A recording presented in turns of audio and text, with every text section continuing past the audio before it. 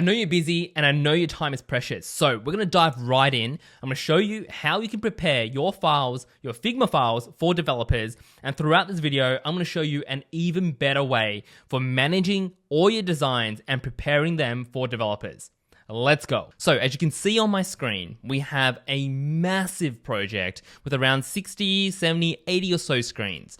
But let's take a step back, guys, okay? So let me click on the home icon and just show you how the project is actually set up. Now, it's a fairly large project, but obviously not too complicated, but there are lots of moving parts. So we have one file dedicated to all the UI design screens, and then we have another file that the file is connected to, which contains all the components and also a basic style guide, which I'll walk you guys through a little bit later. But let's dive into the actual UI screens first. So as you can see in this file, I have multiple flows, okay? So I'm gonna zoom in into the top left corner. And as you can see, when I have finished a project, I normally will have notes. And there's no one way to writing notes because every project is going to be different and every project will have different requirements. So depending on the project, whatever you feel like is important that gives a developer a good understanding of the entire project, chuck it into your general notes, okay? So iconography for this specific project, all the unique icons, as you can see, these ones are GIFs, right? There's an actual animation for them all. So I notified that to the developer that each icon, right, has a animated version. So download the pack here. The style guide and the components, this project wasn't ready for a massive design system just yet, but there was significant amounts of different components and style guide attributes. So I'll link them over here. In terms of viewing the prototype, I also let the developer know that they can view the prototype by just clicking on this button. So these are just general thoughts that I put for the project so the developer has everything all in one place. Now, moving over to the right-hand side, as you can see, the first flow, very basic flow. It's just the splash screen and a loading screen. I've got a tag at the top, or like a title, if you will, and you can see that it's labeled ready for development, and it sort of talks about what the flow is, what the purpose is, and you can see I've got the screens underneath. Now, the naming convention is important, and I'll talk about that a little bit later.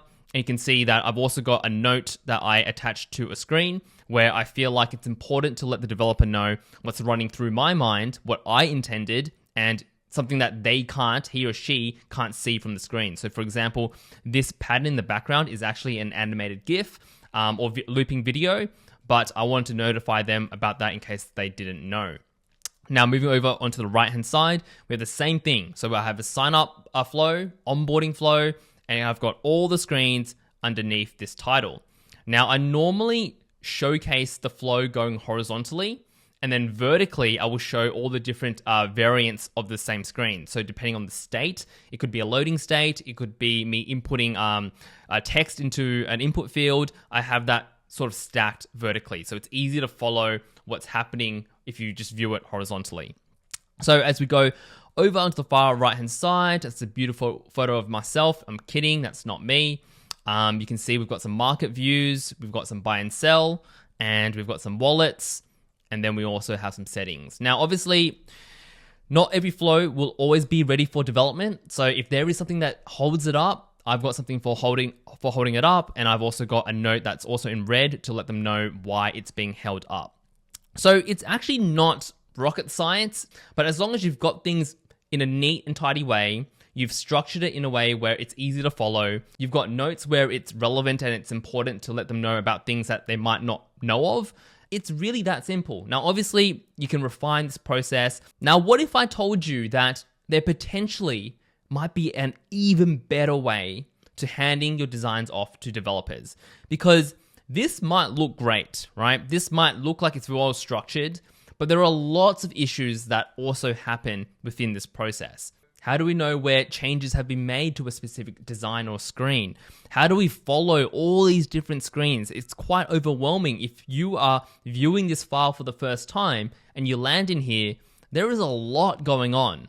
Now, I'm not trying to say that this process doesn't work. It definitely does work, but there could be a lot of improvements. Now, I want to go ahead and run a side-by-side comparison between what I just showed you with a product like Zeplin that can help manage the entire handover process. Now, I do want to thank Zeplin for sponsoring this video, but by now you should know that I only partner with brands and products that I personally use and personally believe in.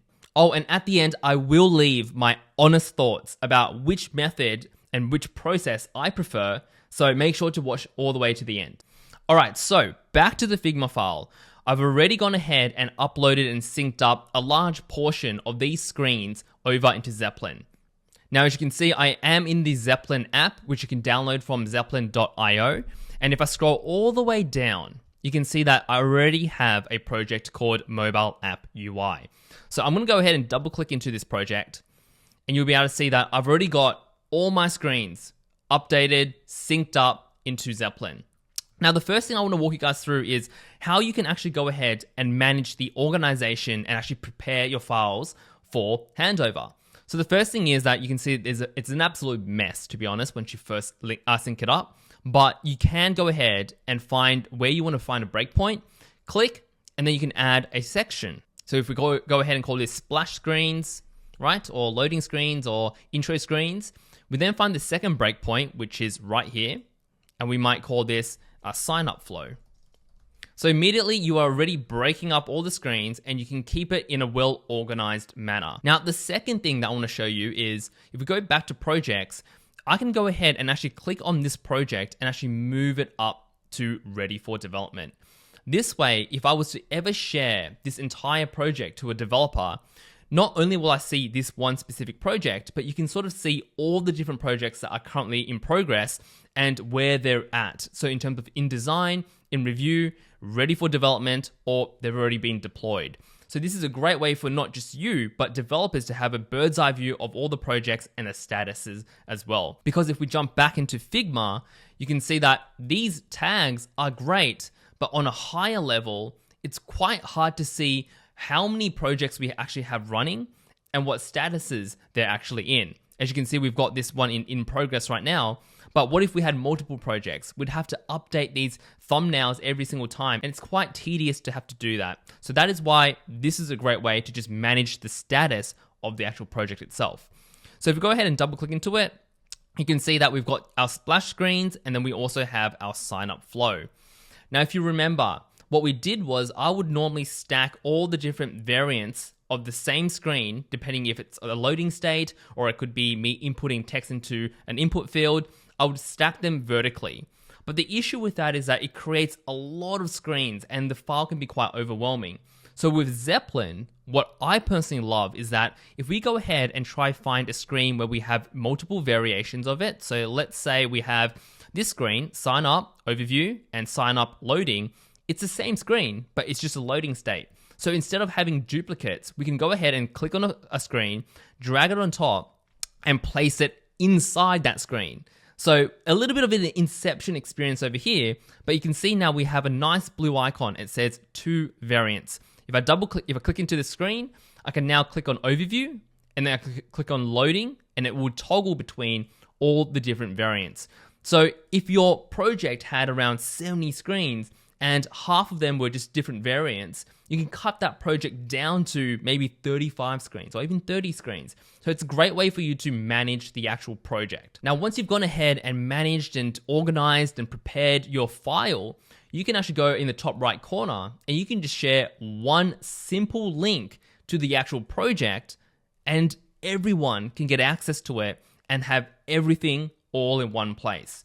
Now, the powerful thing about this is that when you invite other people into Figma, everyone can start moving things around, changing things, and it's very hard to manage that entire process. And you don't know what people are doing in your file. So instead, in Zeplin, you are in control, and people can't go ahead and start moving things around and messing up your file because this is the single source of truth. Now, what if you had a design system or a style guide that you wanted to hand over to developers? Now, if you were to manage it in Figma, you'd probably have either an established design system, but for this project specifically, because we were building everything from the ground up, we didn't need everything in a design system, we just need some specific components. What we did was we actually went ahead and made a very tailored style guide with a very tailored set of components that we noticed that we were reusing within our design file. So this is normally how I would hand over a very basic style guide and a set of components. You just simply invite a developer over here, and it's a bit of a mess. It's quite chaotic over here. But if we were to go ahead and sync up our style guide, for example, so if I want to go ahead and sync up my colors and also my text, select them, I can go ahead to plugins, go to Zeplin, and actually export these over into the mobile app UI project. Now, once you've synced them up, I can hit done. And once I head over back into my project and double click into my project, you'll see that in the style guide, I now have all the local style guide colors brought through from the color palette. So I can hit add all colors. I can go to text style catalog, and as you can see, it actually pulls through all the text styles as well. If I go ahead and add all text styles, you can see that it brings through all these text styles. So this is, once again, the single source of truth. Instead of having to send them into a Figma file, they can actually click on style guide and access all the colors, all the text styles. And lastly, if you wanted to export all your reusable components as well, you can do that real easily. Let me show you how. So I'm going to flick back into my Figma. I'm going to go to my component library. I'm going to just simply zoom in. I might go ahead and select some buttons. I might select some progress bars, and I might select, let's just see, maybe even some badges over here. Now, the key thing is you just have to select your master component. If you hit export, and if you pop it into your project, and once it's all done, hit done, you pop back into your file over here, and you can see in the component section, you now have your badges as a separate reusable component inside the Zeplin project. You have your progress bars, and you also have your buttons as well. Now, these become very useful as we start to go into the deeper sections of Zeplin. Now, as you can see, we have our color palette, we have our text styles, we also have our components, and you can obviously add more components if you want. If I head back to my dashboard and I go ahead and select this screen over here, what a developer can actually go ahead and do now is select this button in the bottom right corner that says reusable components. And this will actually show the developer what components are being utilized on this screen. And once again, really does shine because it helps developers and designers work with a single source of truth. When developers are working within Figma, they don't really know, and it's very difficult to find where are the components, what's reusable and what's not. But in Zeplin, just one simple click will showcase you everything that's being reused, and they can start to use these components in their development. Now, when it comes to user flows, in Figma, it's quite difficult for any stakeholder and even developers to try track where all the screens are flowing and what these vertical screens mean. And there is no real way or no simple way for you to actually go ahead and annotate and document the flows of your screens. I'm kidding. There is a simple way to create flows within Figma, but it's not the best way for larger projects. But let me show you how. So if you go to your plugins and you download a plugin called Autoflow, this will open up a very quick modal where you have access and have the ability to change the color of the arrows, the stroke dimension, so you can make them thicker, and you can also adjust and change the different types of terminals that you utilize in the user flow. So for example, if you wanted a line arrow or a fill arrow, you can change these customizations. Now, once the plugin is opened, all you have to do is select your first screen, hold down Shift, select your second screen, and you're already creating arrows or user flows within Figma. So if I go and then select the second screen to the third, third to the fourth, fourth to the fifth, as you can see, this can create a very quick user flow within Figma. Now, if I go ahead and just move this screen around, you can see that the plugin will automatically align the arrows for you just to help keep your projects clean. Now, this is perfect for smaller scaled projects. Imagine if I was to create user flows for all these screens, and I'm relying on Figma to manage the UI design, the layouts, the design system, the user flows, the annotations. You can just imagine how convoluted, how chaotic it would be if I had some stakeholders come in, change a few screens, move a few things around.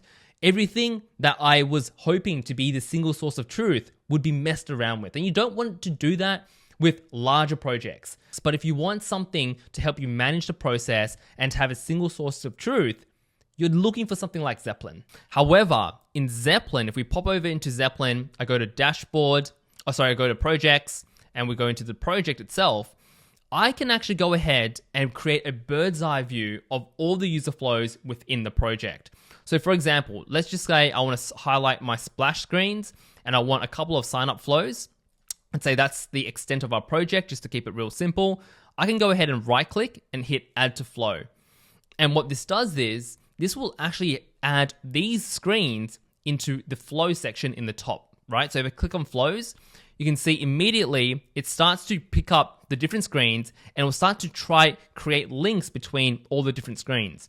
Now, clicking on the icon, as you can see over here, would open up to a loading state. And then we can actually click on this node over here and connect it to the splash screen. Now, if we wanted to go ahead, I can delete some of these annotations if they're not correct. I can go ahead and actually select this button, click, drag, and immediately I can start to create annotations, and I can also create links between all the screens to help developers understand what are the actual flows within the app experience. So we can go ahead and actually connect this one over to verification. From verification, we can open up to the actual modal, and then we can actually go ahead and connect this screen, intro screen, to verifying our number. Now, as you can see, with this flow, you can now actually give developers really quickly a good sense of where things are flowing and what is the progression between all the different screens. Now, the one great thing about this is, let's say they're taking a look at the bird's eye view and they actually wanted to start to investigate this screen itself. They can simply double click on the screen and it will actually give them all the reusable components. They can start to go click back and they can start to assess the different screens and the different attributes for this design over here. So you can do all the assessment.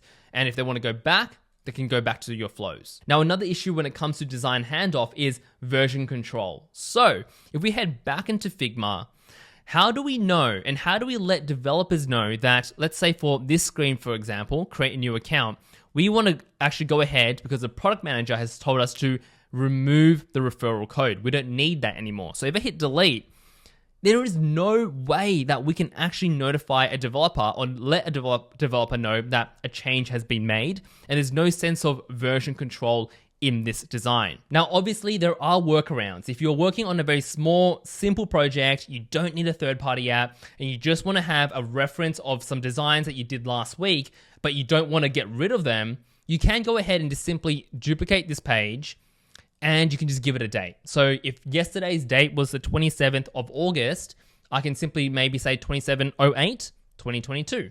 And today's date would be 28th of the 8th, 2022, right? You can create dates and you can mark them down and you can create a history of your designs. Now you can also, in the top middle of your screen, in the toolbar, click on the down arrow and you can show version history. And obviously Figma, as hopefully you know, Figma will keep a track record of all your designs, but this way it's not something that's reliable. You can't rely on this version history because it's automated saving. You are not in control of what you are actually saving. So you could lose a bit of design, a bit of the designs that you've messed around with. So it's not always the best. As you can see, if you rely on Figma to manage the UI design, manage the flows, manage the version history, manage the layouts, manage documentation, manage everything, your files just get extremely messy over time, especially on larger projects. However, if we go ahead and made that change, we then select the screen, go to plugins, Zeplin, and then actually sync this screen back up. I hit export, and once it's done, I can actually go ahead and add a commit message and say removing referral code, hit done over here, and then I head back over to Zeplin, go to dashboard. As you can see right here on this screen, I click into the screen.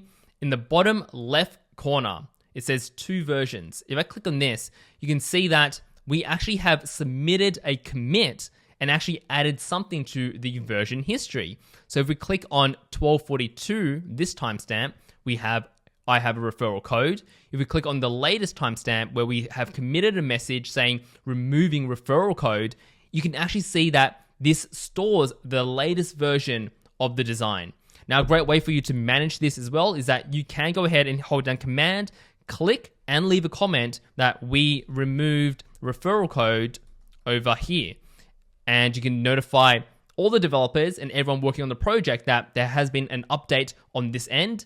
And you can obviously manage it by resolving it, editing it, or also deleting it. Now, here are my honest thoughts. I did tell Zeplin that when we run this video, I am going to only speak the honest truth and only say things that I genuinely believe in. And my answer is it all depends on the complexity of the project that you are working on. And when I say complexity, what I actually mean is the number of screens that you have and the number of stakeholders.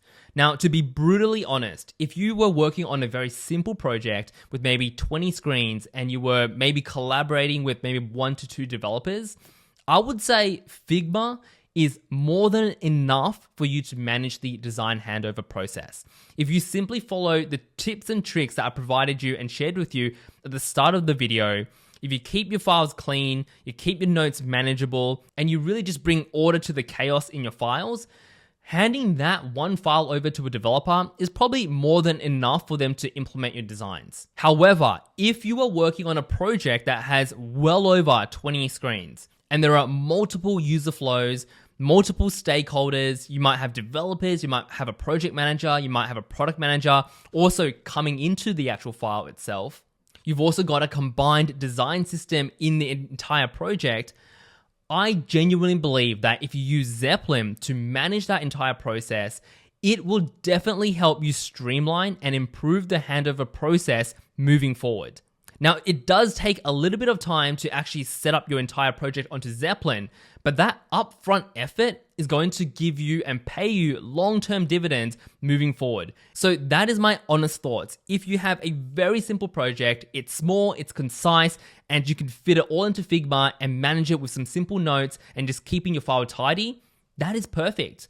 But if you have a larger project, multiple stakeholders, more complexity, you should definitely look into a product like Zeplin. And I personally use it for larger projects and for my own projects that I work on the side as well. Now, I really do hope that this comparison gives you a very fair and transparent side-by-side comparison of how you can do things effectively in Figma, but also in Zeplin as well. Now, if you have any questions, make sure to pop them in the comments below. And if you did like this video, make sure to gently smash that like button, subscribe, and I will see you guys in another video very soon.